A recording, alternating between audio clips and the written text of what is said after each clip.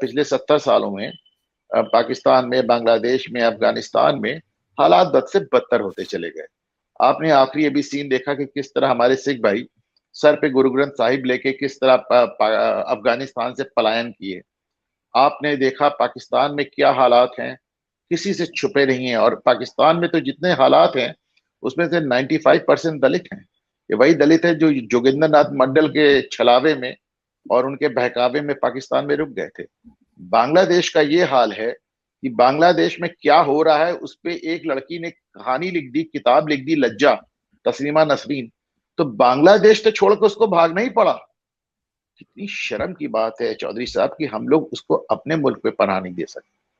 हम उसको अपने मुल्क पे पनाह नहीं दे सके जिसने हिंदू लड़की की कहानी लिखी कि कैसे उसका रेप हुआ, कैसे उसकी जिंदगी बर्बाद हुई, कैसे उसका परिवार तबाह हुआ और किस तरह मंदिर जलाए गए, किस तरह हिंदू घर लूटे गए। वो कहानी लिखने वाली, आप सोचें, तस्नीमा नसरीन ने जो कहानी लिखी थी उसका हिंदुस्तानी मुसलमानों से कुछ लेना देना नहीं, लेकिन उसने बांग्लादेशी मुसलमानों के कलई खोल दी। इसलिए हिंदुस्तानी मुसलमानों ने उसको हिंदुस्तान में नहीं टिकने दिया।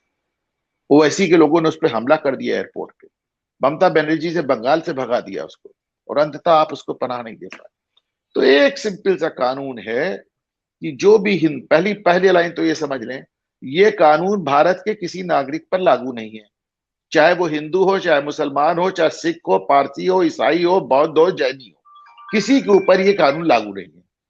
ये कानून सिर्फ उन लोगों पे लागू है जो इन पड़ोसी 3 मुल्कों से धार्मिक आधार पर सताए गए हैं, पीड़ित है। अब जाहिर सी बात है, तीनों इस्लामिक मुल्क हैं। अब इनमें धार्मिक आधार पर मुसलमान तो नहीं सताए गए होंगे ना। इन पे अगर धार्मिक आधार पर सताए गए हैं तो हिंदू सताए गए हैं, ईसाई सताए गए हैं, बौद्ध, जैन, सिख, पारसी सताए गए। इनकी संख्या कितनी है? 2,000, 3,000, 4,000। आप इनको कंपेयर करते हैं रोहिंग्या से, जो करोड़ों की मात्रा में बांग्लादेशी और रोहिंग्या आपके देश में आ चुके हैं। एक और देखिए, आप इस कानून में ले देके ये एक बात कहते हैं कि साहब आपने 6 धर्मों को इसमें जगह दी, आपने इस्लाम को क्यों नहीं दी? अरे भाई, इस्लाम से, मुसलमानों से ही तो भाग के आ रहे हैं वो, पहली बात।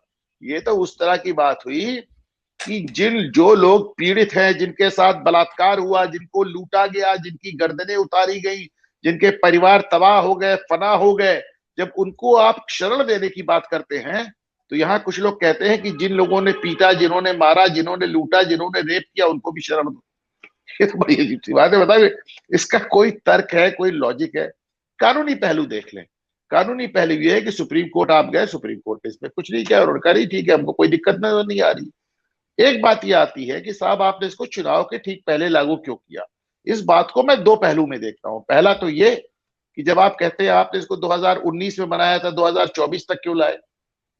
तो साहब पहली बात तो ये, आप ही नहीं लाने दिया।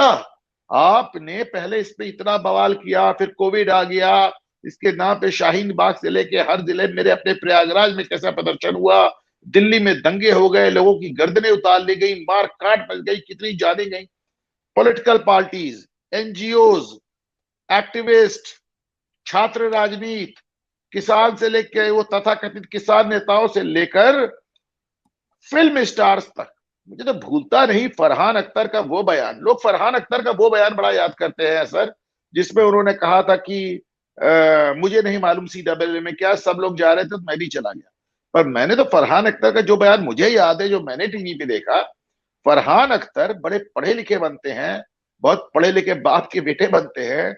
वो साहब सड़क पे आके कह रहे थे कि CAA कानून से दलितों की, आदिवासियों की, ओबीसी की और मुसलमानों की नागरिकता चली जाएगी। हद है। मतलब आप सोचे हैं इन सबके ऊपर मुकदमा क्यों नहीं चला? इनको क्यों नहीं देश में झूठ बोल के गृह युद्ध भड़काने के लिए फरहान अख्तर और स्वरा भास्कर जैसे लोग जेल क्यों नहीं गए? हमने राहुल गांधी को उस पर मिसलीडिंग बयान देते देखा, हमने तकरीबन ममता बनर्जी को मिसलीडिंग बयान देते देखा।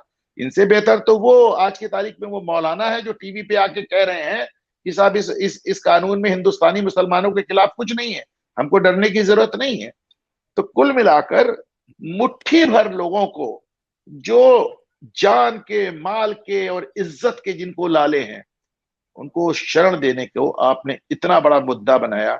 सारी राजनीति से हट के कह रहा हूं, धिक्कार है। बात अब दूसरी ये किया आ गई कि साहब आपने इसको चुनाव के पहले लागू किया। फिर कहता हूं कि इतने दिनों आपने लागू नहीं होने दिया, और फिर भी आप कहते हैं कि चुनाव के पहले लागू किया, राजनीति किया। तो मैं कहता हूं हाँ किया। भाई भारतीय जनता पार्टी भी राजनीतिक दल है, और राजनीति नहीं करेगी तो मंदिर में घंटा बजाने के लिए तो नहीं बैठी है ना।